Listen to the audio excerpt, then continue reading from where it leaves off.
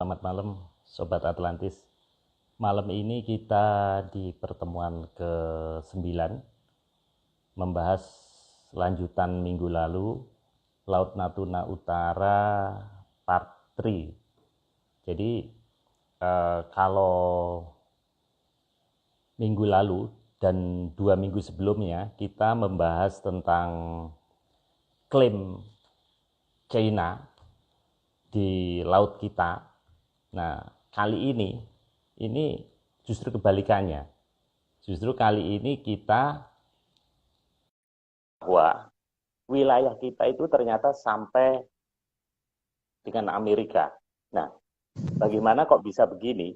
Nah, ini kita akan bahas malam ini. Jadi ini kebalikan dari teori yang klaim-klaim negara lain yang bahwa kita dijajah VOC, kemudian Laut Cina kita juga diklaim oleh Laut Natuna kita diklaim oleh China. Tapi malam ini justru kita kebalikan. Nah ini Mas Agung udah join. Halo Mas Agung. Halo, selamat malam. Halo ya. Kedengeran Mas ya. Ya, kedengaran Mas, jelas. malam ini luar biasa. Ada 23 slide. Tapi saya rasa ini nggak mungkin kita bahas dalam 60 menit. Berarti satu slide 2,5 menit. Berarti ini tidak mungkin. Jadi Nggak mungkin, Pak. ngalir aja, ngalir aja. Jadi mungkin sekitar 15-an mungkin. Nah setelah itu nanti kita akan lanjutkan di minggu berikutnya. Jadi kali ini menarik sekali. Kok ya, kelihatannya materi kali ini di luar dugaan teman-teman. Jadi kalau dua sebelumnya kita diklaim, sekarang justru kita mengklaim bahkan sampai ke tempat yang sangat jauh sekali. Nah, bukti-bukti apa kok kita bisa seperti itu? Ini rupanya ada kaitannya juga dengan Atlantis. Dan perlu saya sampaikan juga, Mas. Jadi kali ini kita di flyer kalau kita lihat kita ada Atlantis Research Center.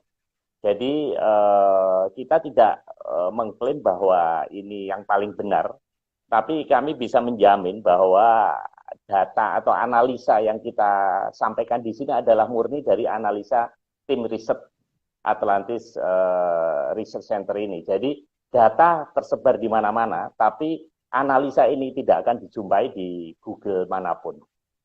Jadi ini adalah murni dari kajian kami, sehingga ini layak untuk disaksikan. Mari Mas Agung, silahkan dimulai saja Ya, waktu kita 60 oke. menit ke depan.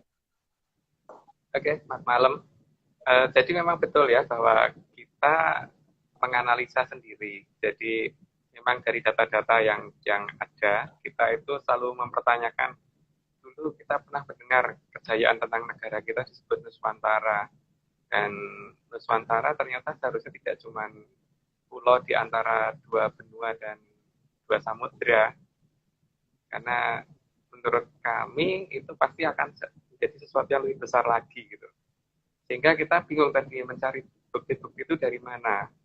Di pelan-pelan kita nyari mulai dari yang paling gampang kita lihat dulu, yaitu di beberapa candi. Nah, di beberapa candi, nggak tahu ya apakah saya yang salah atau bagaimana, tapi kita itu menemukan interpretasi yang sangat-sangat beda dengan interpretasi yang sudah beredar, yang resmi ya maksudnya, yang sudah diinterpretasi oleh para sejarawan dan para ya pakar gitu. Kita melihat banyak perbedaan dengan yang kita lihat langsung ketika kita melihat relief-relief yang ada. Jadi pertama kali kita kan yang curiga karena ada beberapa bentuk candi yang sangat mirip dengan yang di daerah itu Amerika Latin, Candi Cepel dan Candi Sungguh, maka itu yang kita jadikan target pertama. Dan di situ memang kita menemukan beberapa gambar relief yang menunjukkan bahwa nenek moyang kita tidak seperti yang kita duga gitu. Jadi ada banyak-banyak banget. Mungkin nanti gambar-gambarnya nanti akan menyusul tuh yang di Candi Cepel, karena hari ini kita akan fokus dulu di Candi Penataran. Jadi Oke. kita kan Ini pertama Mas ya. kali kita mencoba ya Candi Penataran. Ya cukup Pak. Nanti saya anunya. Cukup Pak, cukup. Nah, Candi Ya. Penataran ini unik sekali karena ini candi reliefnya banyak banget, dan kalau kita bertanya di situ ada tulisan apa, ada relief apa gitu, kita susah mendapatkan jawaban ya, atau mungkin kita bertanya pada orang yang salah, ya nggak tahu, tapi kita nggak pernah dapat jawaban reliefnya itu apa isinya. Akhirnya kita terpaksa mencari sendiri. Nah, cara mencarinya kita tentu saja kalau cuma melihat sekilas kan kadang-kadang susah untuk dianalisis. Makanya kita foto relief per relief, kita foto satu-satu, kemudian kita setelah pulang kita ulang lagi, kita perbesar menggunakan infocus supaya gede gambarnya gitu. Jadi semua teman-teman bisa melihat semua gitu. Jadi bisa kita lihat rame-rame gitu. Nah, di situ kita menemukan beberapa hal yang janggal gitu, ada yang aneh. Jadi kejanggalan pertama itu kita dapatkan justru di bagian depan. Jadi ketika kita masuk ke Candi Penataran itu kalau kita masuk sebelah kiri itu kita kan ketemu bangunan yang bentuknya mirip pendopo yang agak pendek ya, kira-kira mungkin tingginya berapa ya, satu setengah 1 meter lebih lah yang jelas. Itu di situ kelihatan ada beberapa relief di bawahnya pendopo itu muterin ya, mungkin pendopo. Nah, kalau kita perhatikan dari arah depan, maka kita kalau melihat ke kiri, ya agak ke kiri sedikit, itu kita pertama kali akan menemukan beberapa gambar. Nah, ini salah satu gambarnya, coba gambar berikutnya, Pak. Ini, Mas. Agak mundur, Pak. Agak mundur lagi, kurang ini. Nah, di sini kita mendapatkan, coba gambar-gambar ini, ya di situ kelihatan bahwa ada gambar satu orang yang berpakaian seperti wayang, di belakangnya ada 3 orang, dan di depannya ada orang yang pakaiannya mirip orang yang ada di mana ya, itu mungkin Timur Tengah apa di mana itu, kurang ini ya. Cuman yang jadi masalah adalah yang berpakaian wayang itu duduknya santai banget gitu, terus di belakangnya ada 3 orang berdiri. Nah, 3 orang berdiri itu yang tepat di belakang orang yang berpakaian seperti wayang tadi, itu pakaiannya hampir mirip dengan orang Inka, orang Maya, orang Aztec. Mungkin gambarnya bisa diperbesar, Pak, khusus bagian orang Mayanya gitu. Oke. Yang tadi, Mas? Ya, tapi diperbesar di bagian yang orang Mayanya aja. Yang oh maksud bukan itu, Pak. Itu yang orang pertama. Depannya lagi. Ini. Oh, bukan. Yang itu kan berpakaian wayang, belakangnya bukan, yang belakangnya yang pakaian wayang itu, Pak. Oh, ini. Belakangnya yang berpakaian. Ini. Yang ini kelihatannya. Ya, nah itu ya itu. Nah, itu bisa diperhatikan. Nah, kalau kita pernah melihat cara orang Aztec Inca berpakaian, itu sangat mirip sekali itu. Nah, itu kan menunjukkan bahwa nenek moyang kita pernah diikuti atau dikawal oleh orang yang berpakaian seperti itu. Kenapa kita ngomong dia pengawal? Karena moyang kita yang berpakaian seperti wayang itu duduk santai. Kemudian di belakangnya itu adalah orang yang berdiri. Kan nggak mungkin yang pengawalnya orang yang duduk, kemudian yang dikawal berdiri, kan nggak mungkin ya. Berarti secara hierarki seharusnya yang menempati posisi lebih tinggi itu pasti ditaruh di depannya dan sedang pada posisi yang paling santai. Itu kita lihat itu tadi adalah orang seperti orang Inka, orang Maya. Gitu. Terus di belakangnya lagi, itu tadi coba Pak gambar yang di belakangnya orang tadi, itu ada orang yang berpakaian seperti mahkota tinggi gitu, yang mahkota model seperti itu sangat mirip dengan yang ada di Angkor Wat. Gambar-gambar yang di Angkor Wat mirip ya, gitu ya. Nah, itu. Itu perbandingannya di bawahnya lagi, Pak. Bawah, lagi, ke bawah lagi, ke bawah. Enggak mau ke bawahnya lagi karena untuk memperbandingannya, bukan atas, ke bawah. Bawahnya lagi masih ada gambar. Nah, itu yang Angkor Wat-nya itu kan seperti itu. Nah, itu kalau kita bandingkan dengan yang kita di Penataran, itu mirip gitu. Nah, itu bisa dilihat sendiri. Dan posisinya juga berdiri gitu, bukan orang yang lagi duduk santai gitu, tidak. Jadi orang yang sedang berdiri. Artinya dia pasti pengawal ini. Gitu. Yeah. Terus yang paling belakang itu mirip orang Cina, kalau kita lihat dari cara berpakaiannya, coba Pak, untuk yang berdiri paling belakang Oh, tadi. oke. Sekarang yang paling Ini ya. belakang, ya, itu sama-sama bawahnya sekalian. Ya, ini Nah, Mas. itu seperti itu kan, pola pakaiannya mirip-mirip yang itu. Nah, Hmm, gini,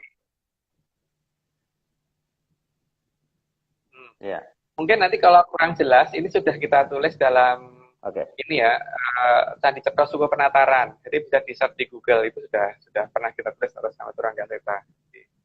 Sudah pernah kita ini.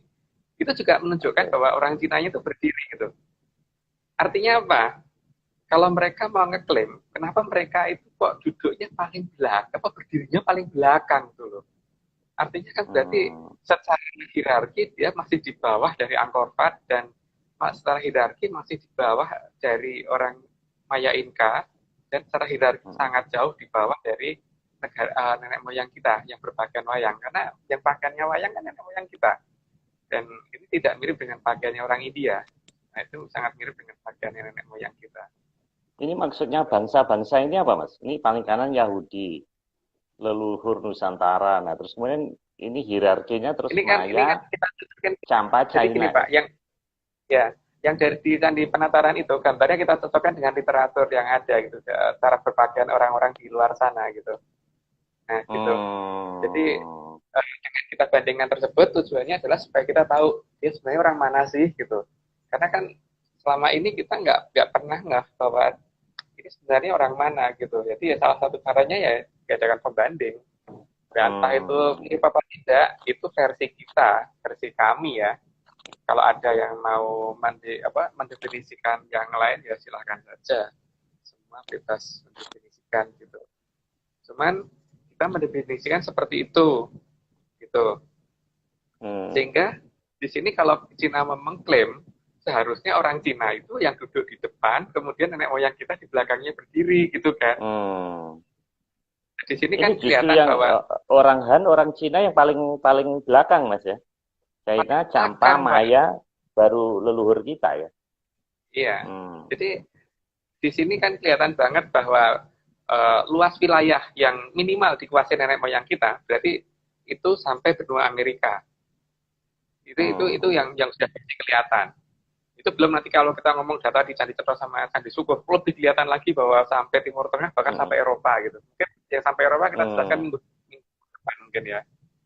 Hmm. Jadi di sini untuk menunjukkan bahwa minimal dari satu relief ini saja itu sudah menunjukkan Hmm.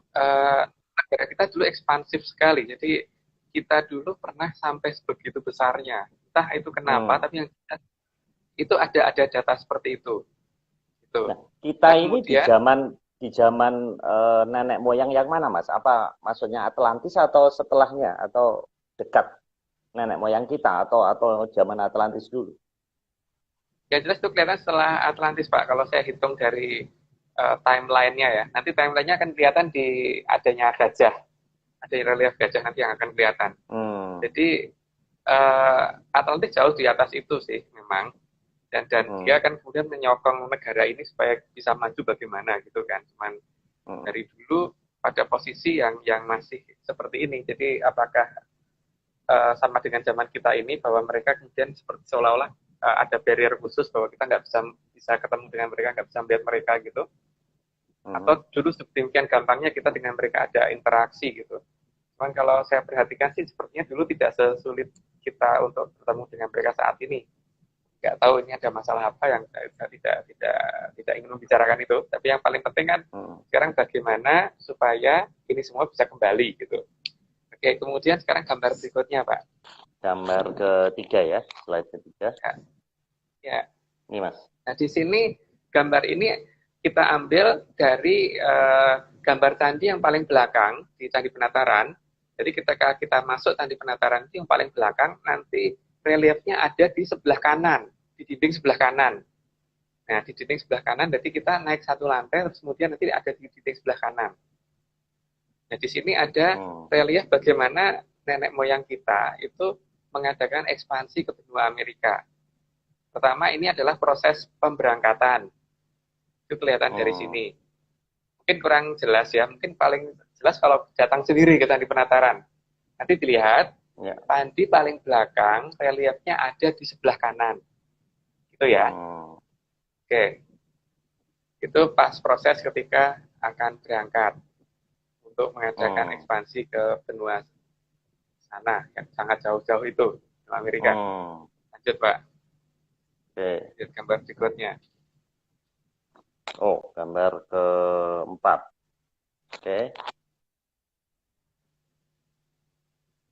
Dan dalam gambar berikutnya ini terjadi suatu perang dahsyat di mana orang yang berpakaian wayang itu bertempur dengan orang yang mirip orang Indian.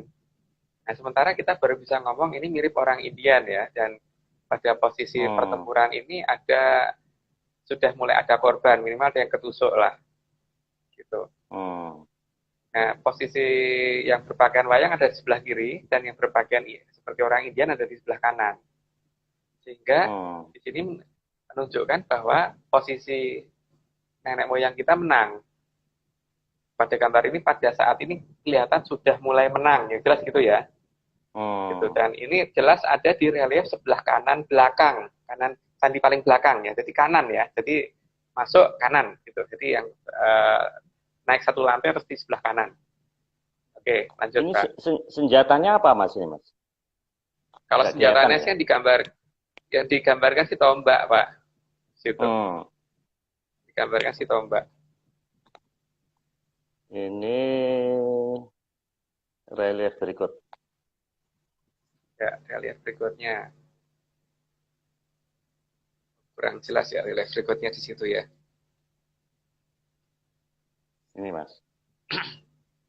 Ya, di sini nenek moyang kita makin menekan ya. Jadi sebelah kiri dulu Pak, sebelah kiri dari gambar paling kiri. Nah, di situ ya, dengan menggunakan panah dan sebagainya, nenek moyang kita nyerap kurang mundur Pak. Gambarnya nggak kelihatan, kurang mundur. Oke. Ya, kurang jelas ya. Tapi ya udahlah. Nanti bisa dilihat di itu deh, di Misteri Candi Cetro Suku Penataran itu kita sudah ini kok, sudah pernah tulis. Itu kelihatan nenek moyang kita makin menekan dan pasukan dari pihak yang berpakaian seperti Indian ini makin kalah dan mereka berdatangan lagi, ada yang bawa tameng, ada yang bawa pedang dan sebagainya, bawa pedang dan tameng dan sebagainya gitu. Dan berusaha maju melawan orang-orang yang berpakaian seperti wayang. Gitu. Dan di depan kelihatan ada pertempuran yang cukup besar gitu dan korban sudah banyak itu yang sudah pada berjatuhan ya, bergelimangan gitu udah banyak. Jadi jelas makin ketekan mereka di situ. Oke Pak, gambar berikutnya. 5, 6. Ya. Agak mundur Pak.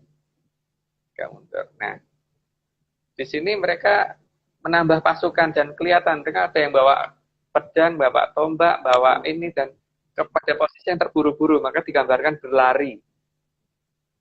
Agak mundur Pak, nggak kelihatan itu. Nah, itu kelihatan berlari.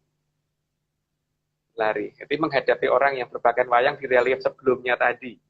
Dan ini relief berurutan ya, berurutan sekali. Nah, di sini kelihatan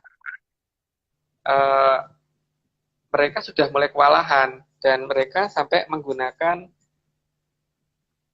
pasukan yang menggunakan kereta dan sebagainya gitu untuk melawan.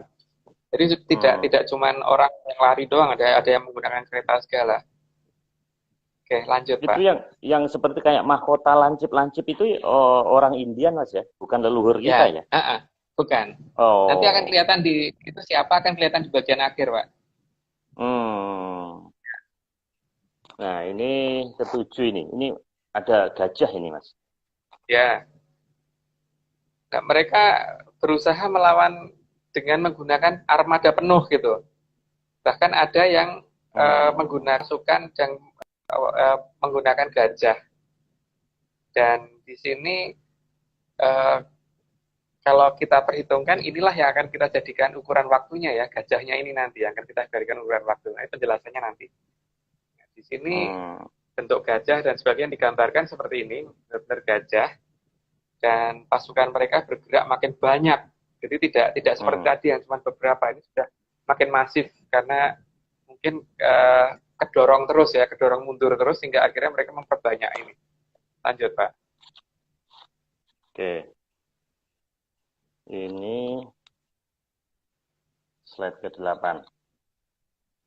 Ini seperti kayak trisula. Ya. Ada kayak trisula. Di sini bukan trisula, Pak. Jadi di sini nenek moyang kita setelah itu berhasil menang perang, kemudian duduk di singgasana dan disembah itu, dan di dekatnya itu ada di posisi di luar itu ada pohon yang bentuknya mirip pohon kaktus.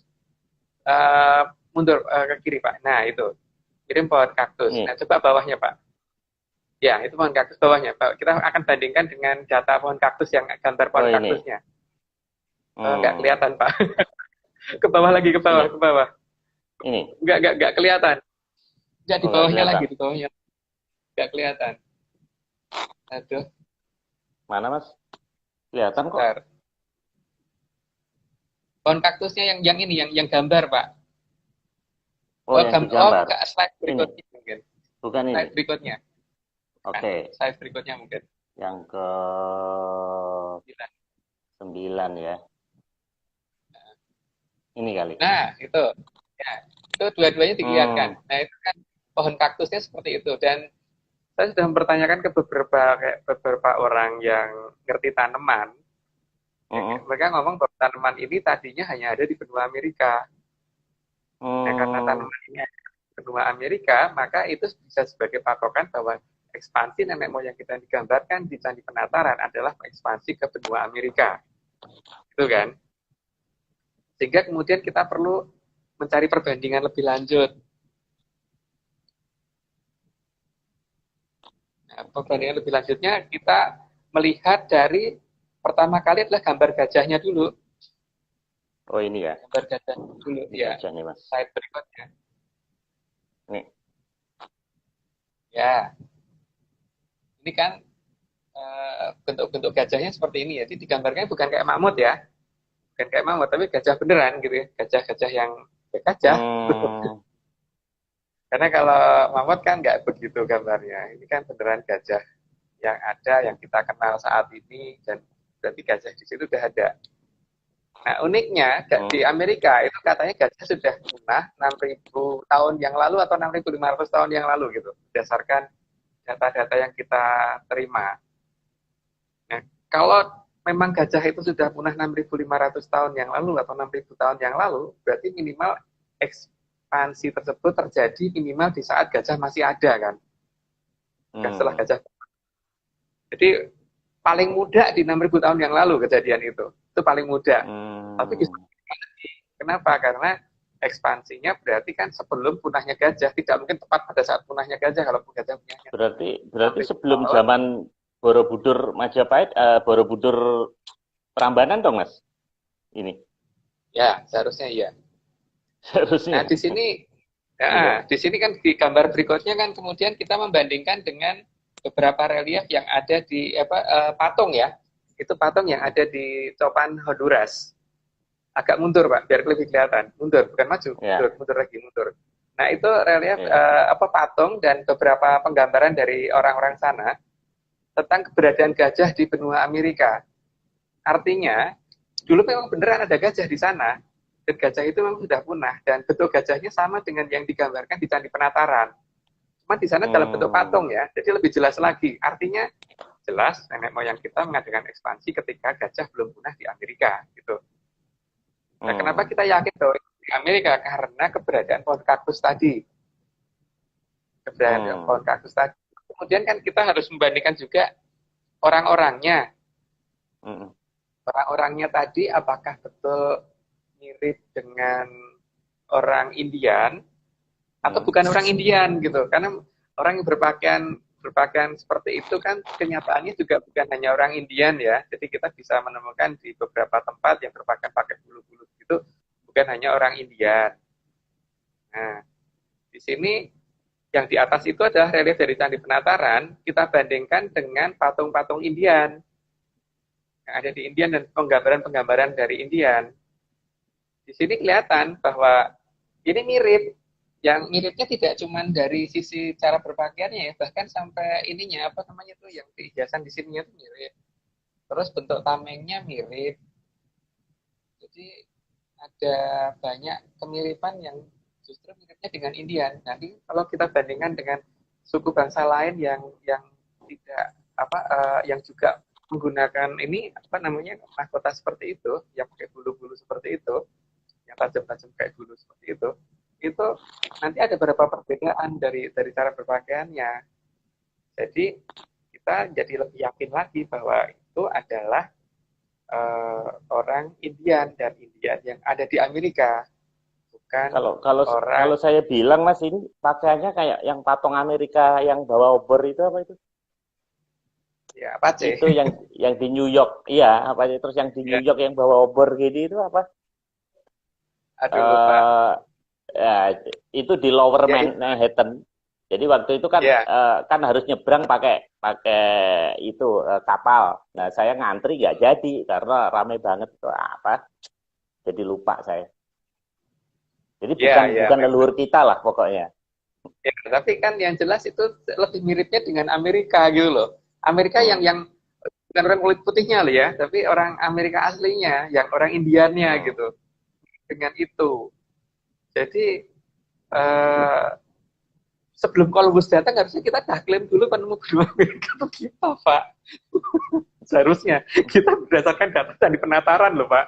Jadi bukan hmm. Columbus. Karena moyang kita Ini penemu benua Amerika. ini Candi Penataran ini di Blitar kan Mas ya? Yang di Blitar Ya ini di kan? Blitar. Di Blitar ya. Dan itu jelas banget, itu relief bisa dilihat kok. Jadi ini apa namanya benar-benar benar-benar ini mudah dilihat kok. Karena sampai dengan sekarang kan itu masih bagus dan itu masih relief asli. Jadi bukan bukan relief yang sudah direnovasi ya. Hmm, Kan ya seperti di Borobudur kan mungkin karena kemakan usia atau apa gitu atau mungkin ya hmm, karena ada yang kerjakan waktu itu sehingga ada hmm, beberapa relief yang rusak.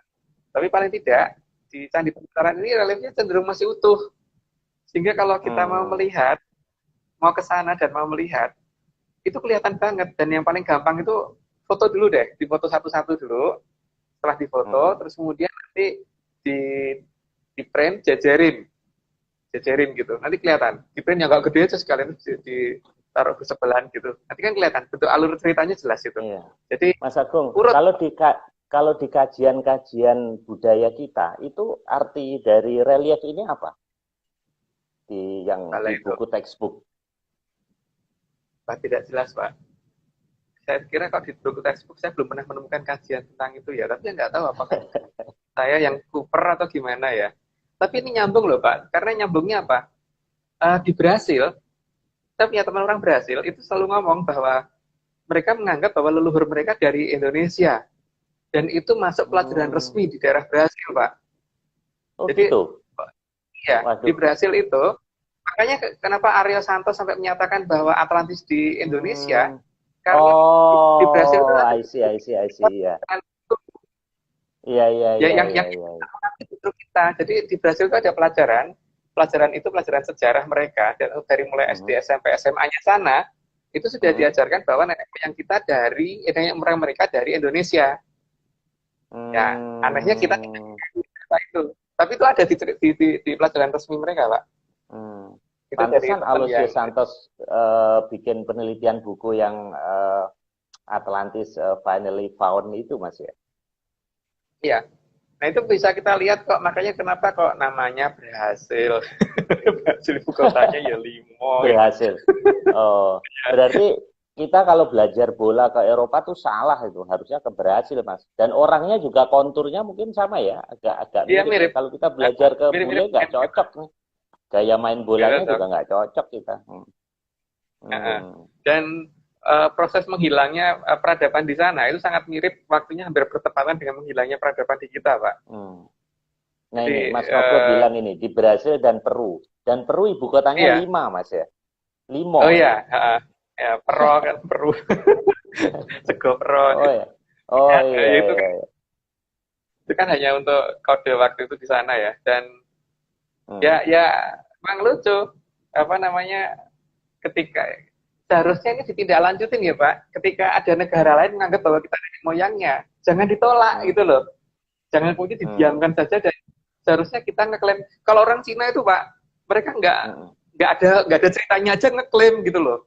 Iya, Kenapa ngeklaim kita yang Natuna jelas-jelas ya. negara negara udah ngakuin loh Pak bahwa kita dulu pernah sampai sana, kok kitanya nggak ngakuin gitu. Maksudnya itu kan seharusnya kan dengan data sedikit Itu, mungkin aja itu harusnya kita ngeklaim. itu Ini Mas, data Mas berarti itu jagoan. yang itu yang komentar Stephen Oppenheimer waktu diundang Pak SBY waktu itu. Kan dia nulis Eden in the East. Tapi herannya orang Indonesia sambutannya nggak meriah gitu. Padahal dia profesor Oxford. Dia menulis bahwa Eden itu ada di kita, negara surga itu. Tapi kita nggak meriah gitu. Malah dia yang dapat nama di luar gitu, dari kita gitu. Ya, Jadi makanya aneh memang. lucu Kalau memang. kita, Memang harusnya kan kita pemerintah itu harusnya proaktif dengan hal seperti ini ya bahwa apa namanya ada negara lain nih. Bagaimana kita mau ngeklaim Natuna gitu loh ketika ada negara yang ngakuin kita lebih tua apa pusat dari peradaban terus kemudian kita nggak ngakuin itu mengakui Natuna padahal itu petunjuknya ada petunjuk minimal Pak ya yang bisa kita lihat ya itu satu Candi Penataran itu jelas ya Candi Penataran minimal relief di pendopo depan sama di hingga apa candi yang paling belakang itu satu itu udah dua ya yang kedua nanti gambar-gambar orang-orang seperti itu bisa door. Jadi apa namanya ini perlu dikaji ulang gitu loh hal seperti ini. Terus yang keempat orang Brasilnya sendiri ngakuin kan sudah ada pengakuan dari sana juga gitu loh.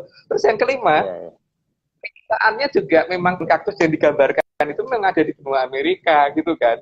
Terus yang digambarkan adanya gajah juga ada gambar gajah di sana dan itu bukan mamut yang ada di Copan dan Honduras itu ada penggambaran berbentuk patung malahan dan patung itu bisa kita lihat gitu loh apakah itu mirip dengan yang digambarkan nenek moyang kita apa tidak jangan kemudian didiamkan saja kalau kita hanya ngikutin kata-kata Belanda ya Belanda tidak akan pernah mau membuka hal-hal seperti ini Pak harusnya justru pakar kita membuka ini semua harusnya kita ngomong bahwa Belanda kabur gitu menurut saya sih ya bagaimana mungkin seorang penjajah mau menceritakan kebesaran negara dijajahnya nggak mungkin lah Pak.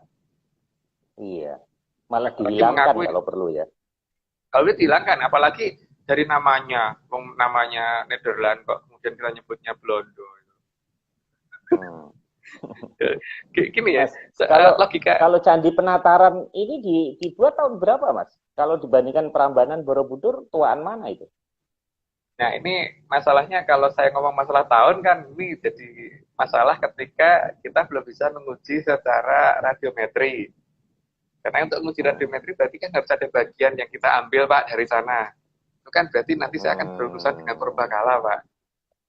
Soalnya kalau dari beberapa huruf dan tulisan, kalau kita ngeklaim bisa membaca, nanti jadinya akan jadi punya banyak musuh. Makanya yang paling gampang, ya kalau mau membuktikan ya harus diuji secara ukuran tahunnya yang paling fair itu menggunakan radiometri. Karena itu kan batu bata, jadi jangan bisa diukur.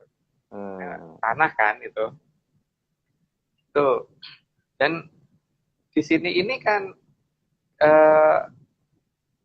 apa namanya seharusnya bisa jadi kita bisa memperbesar penataran lagi gitu loh Pak. Jadi bisa dijadikan destinasi pariwisata yang lebih besar gitu loh. Jadi mengacu pada pernyataan Aryo Santos dan sebagainya, bukti pernyataan Aryo Santos ada salah satunya di Candi Penataran, gitu kan harusnya.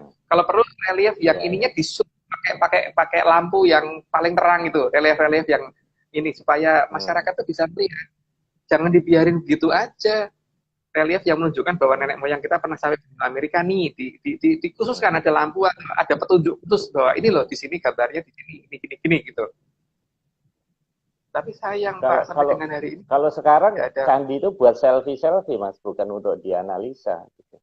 Hanya buat selfie terus diupload di IG gitu di medsos kan gitu sekarang orang. Coba kita ke Borobudur coba ada nggak kita sebelum study tour mempelajari kan nggak ada. Yang kita pikirkan kan bajunya apa, handphonenya apa, gitu kan. Sebelum kita pergi ke tempat-tempat bersejarah itu memang mungkin juga gurunya juga nggak nyampe, Mas. Jadi ya kalau mau mempelajari sejarah ya harus dibikin suatu tim ahli memang. Gitu.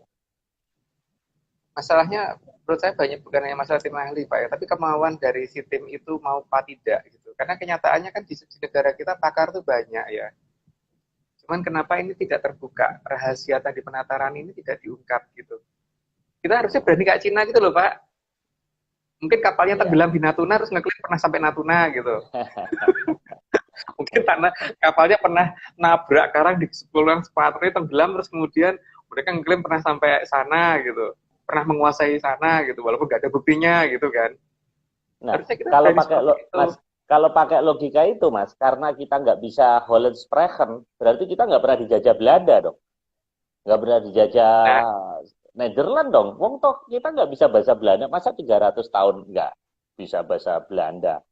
Nggak ada yang ya, nonik-nonik ya. yang kayak di film-film itu nggak ada. Iya. Jadi gini loh Pak, kalau kita perhatikan Meksiko itu dijajah Spanyol cuma 200 tahun, tapi kenyataannya orang Meksiko fasih berbahasa Spanyol.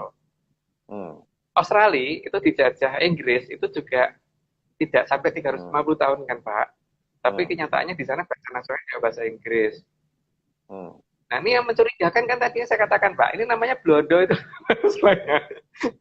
Karena dalam bahasa Jawa itu kita mengenal yang namanya blondo Pak. Blondo itu adalah kalau kita mau bikin minyak kelapa, itu kan biasanya kita marut kelapa, kemudian kita campur air, kemudian kita rebus sampai kemudian hmm, airnya hilang. Kemudian hmm, nanti kita akan ada minyak kelapanya, kan kemudian kita peres, kita saring.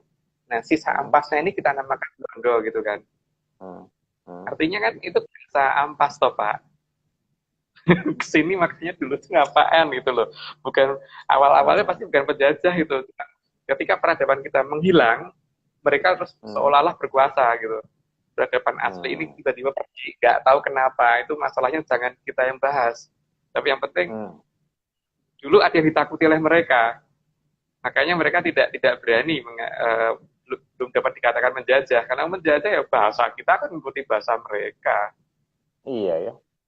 Memang kalau kita ke Eropa nih Mas ya, ke Italia Selatan ya, ke Napoli ke bawah itu kalau gaya berlibur mereka itu Spanyol juga itu mereka lebih erat ke Amerika Selatan memang. Kalau liburan itu mereka pada ke Amerika Selatan artinya ada hubungan erat ya. Gitu. Kalau kita kan Iya, penjajah dengan yang dijajah kayak udah selesai gitu ya. Nggak iya, ada bahkan kita kalau dijajah Jepang pun juga kok kita nggak bisa sedisiplin Jepang gitu. Jadi kalau iya. kita dijajah Belanda, kenapa kita malah justru kebanjiran gitu? Jadi kayak nggak kebalik-balik gitu. Gimana kok bisa gitu Iya, ya?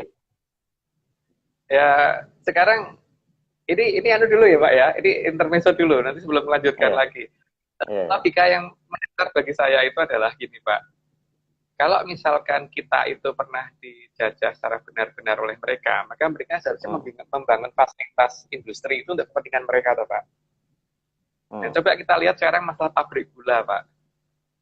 hmm, Pabrik gula itu seharusnya kalau untuk kepentingannya Belanda, maka pabrik gula itu harusnya dibangun di pesisir atau mayoritas harusnya ada dekat Batavia.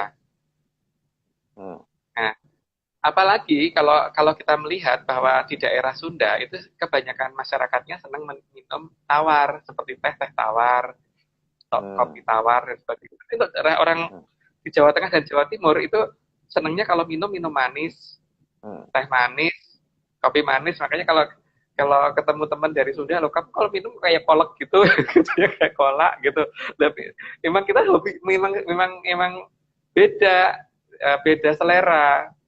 Untuk hmm, mereka memang orang-orang Sunda memang senangnya minum tawar. Nah, hmm. dari sini kita bisa melihat Pak, di daerah Jawa Barat itu pabrik gula kan cuma satu di daerah Cirebon.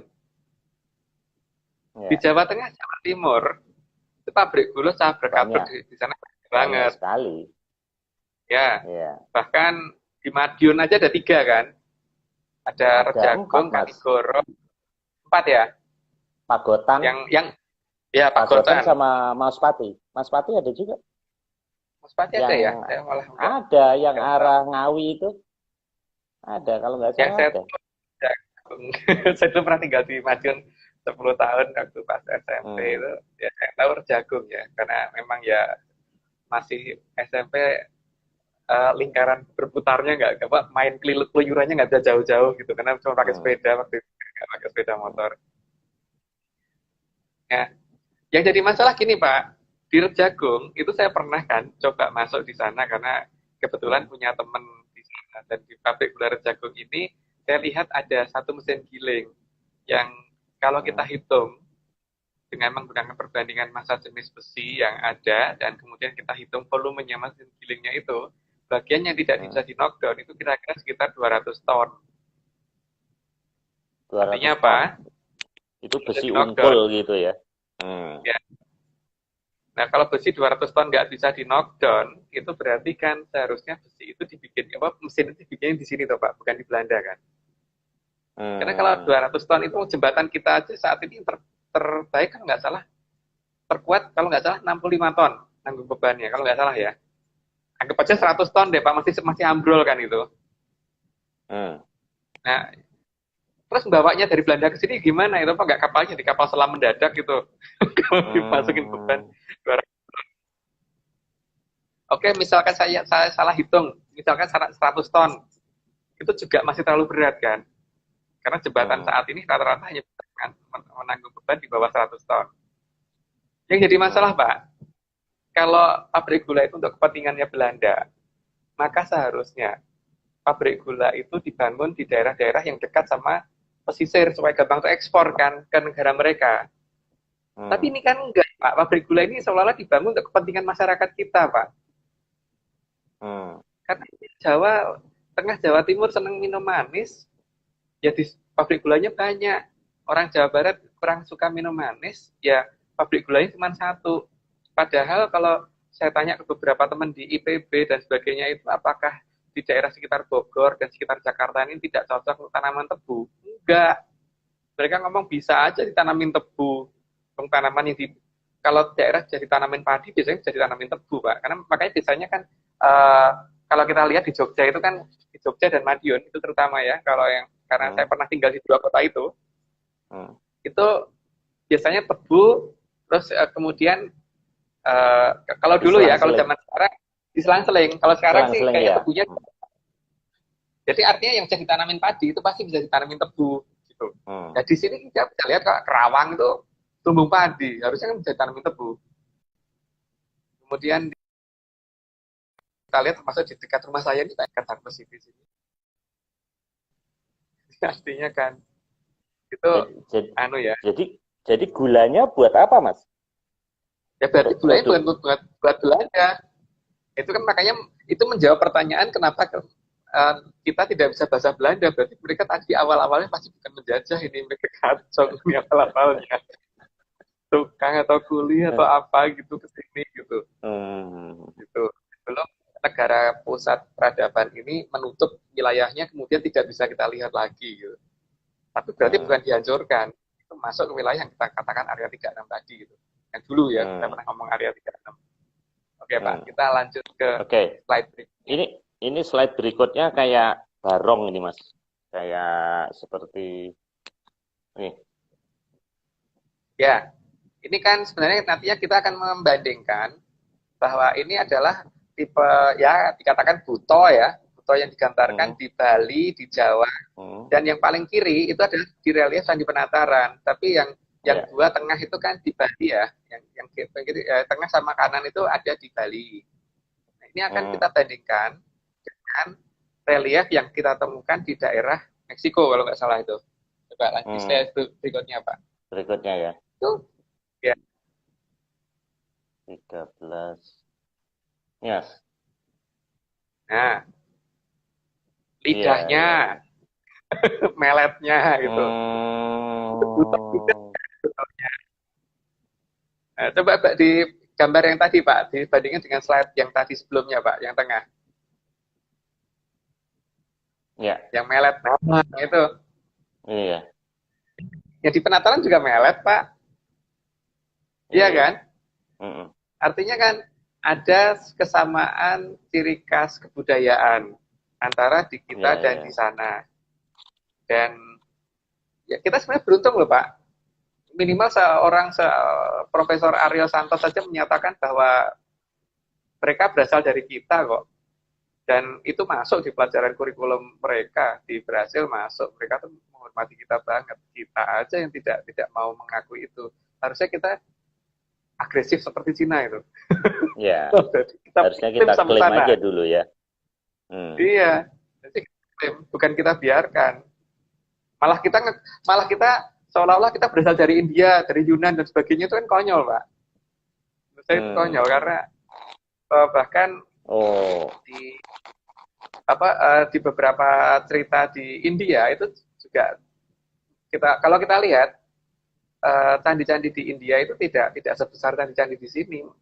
Kalau minimal dari besarnya aja Pak ya, berarti saat ini itu pusat peradaban kan seolah-olah ada di Amerika. Maka bangunan di Amerika lebih besar daripada bangunan di Indonesia gitu kan. Walaupun mungkin di sana ada misalkan ada di sini misalkan ada klaster Washington itu di daerah legenda wisata, ada klaster Washington di sini. Tapi Washingtonnya sana lebih besar daripada klaster Washingtonnya di legenda wisata kan Pak. Itu kan suatu fakta ya bahwa titik pusat itu pasti bangunannya lebih besar daripada daerah pinggiran gitu. Dan itu memang ada sedikit perbedaan seharusnya karena kalau di Jawa itu kan titik ini yang dikatakan dewa yang ngomong manusia itu yang dipercaya kan Sang Hyang Bathara Ismaya. Kalau di sana kan Siwa.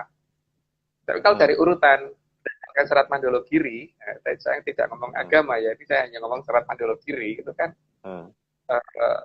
Sang Hyang Wening waktu itu menciptakan telur, kemudian diremet, dipecah, itu kulitnya, cangkangnya itu berubah menjadi Bathara Antiga, terus kemudian putih telurnya jadi Bathara Ismaya, terus kuning telurnya berubah menjadi Bathara Manikmaya, dan Bathara Manikmaya ini yang nantinya jadi Bathara Buru atau Siwa, makanya disebut Siwa atau Pak Le itu, atau si Om. Kalau kita ngomongnya kan adiknya bapak itu kan Om atau Pak Le ya, makanya kan di sana kan, kalau di sini kan Bang Wilahing misalkan Om. Gitu sebutannya. Ya nggak tahu ya apakah itu saya benar atau keliru, tapi paling tidak di sini itu pada posisi yang ngomong Bathara Ismaya, bukan Siwa seharusnya yang di Jawa ya, di dalam cerita di Jawa, di sekitar pedalangan dan sebagainya gitu. Nah di sini memang ada cerita yang berbeda. Jadi bukan berarti kita dari India. Makanya bisa dilihat Pak, antara tradisi kita dengan India itu beda banget. Bedanya lumayan banget ya. Kalau saya perhatiin bahwa ya kita bisa lihat dari berbagai ini deh, jenis pusaka. Bahkan kalau nggak salah di Prasasti Kalkuta sendiri kan pernah diceritakan bahwa Prabu Erlangga pernah ngajarin orang India. Tapi saya tidak pernah menemukan prasasti negara kita yang ada cerita bahwa orang India ngajarin negara kita, Pak. Itu harusnya bisa dijadikan klaim. Jadikan klaim bahwa kita pernah ngajarin India, bukannya malah India ngajarin kita gitu. Justru dulu Palembang itu pusat agama juga, Mas. Orang belajar dulu. Bahkan India pun belajar ke Palembang dulu. Makanya namanya Falun Gong itu kan dulu. Seharusnya kan itu semua harusnya dipakai untuk klaim. Nah, jadi kan kita kan bisa ngomong lah kok cuma Natuna. Iya, Natuna. Bahkan sampai benua lain masuk. Mas, minggu lalu ada berita bahwa batik kita diklaim oleh Cina malahan. Ada di kantor berita atau di media Cina, tetapi terus diklarifikasi sih. Gitu. Nah, kalau sana itu kan kalau bisa apa-apa diklaim toh Pak. Bahkan kalau perlu Pak MG sendiri diklaim orang Cina loh. Kalau perlu Mas, itu yang dipakai oleh mereka kalau perlu. Mas Agung, di sejarah Yunan sana, Cina sebenarnya ada nggak sih eksodus ke negara kita ini, ke Jawa, ke NKRI ini? Kalau kita dibilangnya asalnya dari Yunan itu. Sebenarnya ada nggak, memang benar nggak ada Exodus dari sana itu sebenarnya? Memang ada beberapa kelenteng di sini, Pak. Tapi kalau Hmm, eksodusnya itu masif, kalau kita berasal dari sana, berarti kan itu eksodus yang hmm, cukup masif. Itu berarti hmm, seharusnya yang namanya bangunan-bangunan seperti bangunan Cina, itu seharusnya hmm, ada per berapa meter sekali gitu kan. hmm, Ini kan sekarang kita lihat misalkan di Madiun cuma ada satu kelenteng, di hmm, Cirebon cuma ada berapa gitu. hmm, Dan terus di beberapa kota malah nggak ada gitu. hmm, Kalau kalau memang benar-benar masif, berarti kan hmm, minimal minimal banget ya Pak. Tempat ibadah itu kan harusnya di tempat-tempat yang gampang dijangkau. Misalkan di hmm, Semarang itu ada Gedong Batu gitu. hmm, Dan sekarang kalau misalkan orangnya ada di daerah Ambarawa gitu, hmm, mereka harus ke Gedong Batu Semarang gitu karena di dekat Ambarawa kan kayaknya kelenteng juga sulit dicari Pak. hmm, Ya ada banyak tempat lah yang akhirnya tuh tidak match dengan cerita itu gitu. hmm.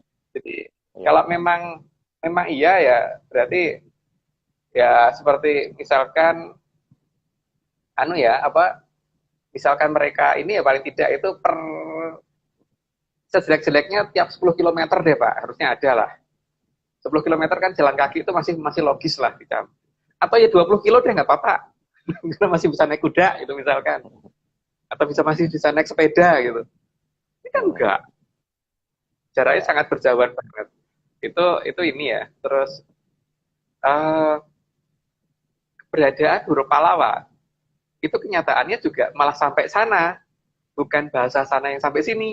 Yang sampai sini itu hanya ada di beberapa tempat-tempat khusus aja gitu, tapi tidak meluas. Tapi huruf Palawa itu bahkan sampai Kamboja itu meluas Pak, sampai ya, Thailand, ya. sampai ke India dan sebagainya. Nah, kenapa kalau saya yakin bahwa India itu bahasanya dari sini? Gitu. Karena di sana itu ada beberapa kata-kata yang saya anggap seperti bahasa pinggiran gitu loh, bahasa bahasa pinggiran. Hmm, Orang di pinggiran kan biasanya tingkat eh, tata keramanya itu lebih lebih lebih kasar daripada orang yang di tengah, yang di pusat. Biasanya lebih lebih hmm, halus-halus yang di pusat bicara. hmm. Mas, Saya pernah kembali lagi tadi Mas, yang Amerika tadi, karena waktunya tinggal 10 menit lagi. Mas, oh ya, kalau kalau nenek moyang kita ekspansi sampai benua Amerika, itu kira-kira kendaraannya apa ya waktu itu? Apa naik perahu atau apa? Ada atau mungkin masih lautnya masih nyatu? Ada informasi nggak di Candi Penataran itu? di Candi Penataran tidak, Pak. Tapi di Candi Prambanan minimal ada beberapa kapal yang digambarkan di sana. Hmm. Atau kalau lebih mau ekstrem lagi sih, saya lihat ada piring terbang, Pak, di Candi Candi, di Oh, ada Candi Borobudur. UFO. Ada Hmm. gambarnya di Borobudur. Ada beberapa jenis malahan yang bisa digambarkan, bisa kita lihat di sana gitu. Jadi Hmm. ada bentuk-bentuk bangunan yang juga tidak mirip dengan bangunan kerajaan yang kita sudah kita lihat saat ini gitu. Lebih Hmm. mirip bangunan-bangunan apa itu namanya uh, kayak di Yunani itu namanya apa? Bangunan di Yunani itu pilarnya gede-gede itu Pak. Itu ada di Borobudur Oh, itu relief di apa? Borobudur. Akropolis atau Iya, iya, uh, iya, Akropolis. ya. Hmm. Hmm. Ya, itu ada di sana emang ada di Hmm. Borobudur ada. Jadi apakah yang dinaikin itu kita tidak tahu dengan jelas, tapi Hmm. penggambaran tentang adanya orang yang bisa terbang itu di Borobudur Hmm. ada gambarnya Pak. Orang-orang yang pada Hmm. terbang menggunakan bentuknya malah dapat dikatakan mirip-mirip apa ya? Ada yang mirip UFO, ada yang Hmm. mirip kayak dan pernah Hmm. dari terbang dan sebagainya ada di Iya, sana. iya. Mas, Jadi saatnya kalau makanya ya di mana Pak? candi-candi kita kan ada seperti teknologi canggih seperti itu.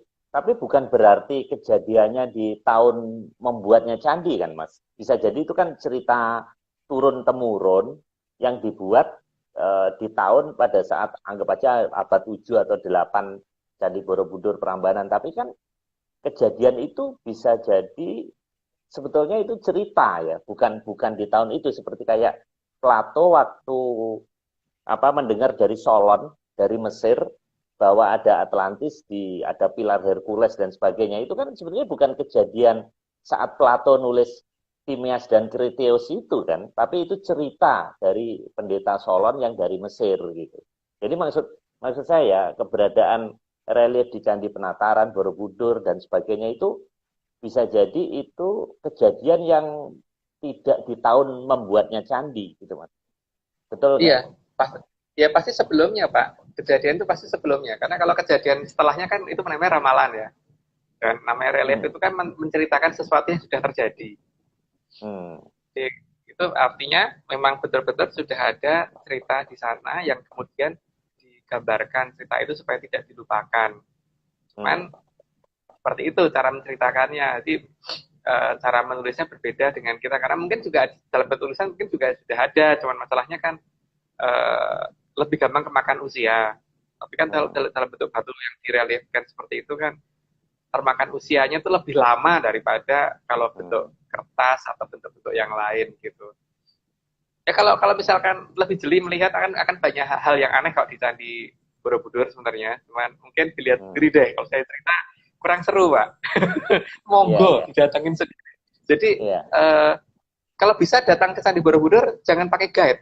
Jadi bawa kamera aja, fotoin aja semua relief. Nanti pasti nemu yang Oh. aneh-aneh itu pasti nemu. Ada kayak bentuk tower Tesla dan sebagainya akan ketemu. Dan Hmm. ada bentuk orang Eropa yang datang sampai nyembah dan sebagainya ada di sana. Tadi Borobudur. Hmm. Jadi Iya, iya, iya. cuman benua Amerika itu jelas Hmm. sekali gambaran orang-orang berpakaian seperti itu sangat banyak gitu di Candi Borobudur. Jadi makanya ya saya sebenarnya juga Borobudur masih atau Penataran, Mas?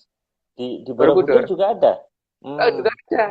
Ada. Makanya itu kalau kalau kita mau mengklaim itu sebenarnya bukti itu sudah sangat banyak ditambah pengakuan negara yang bersangkutan.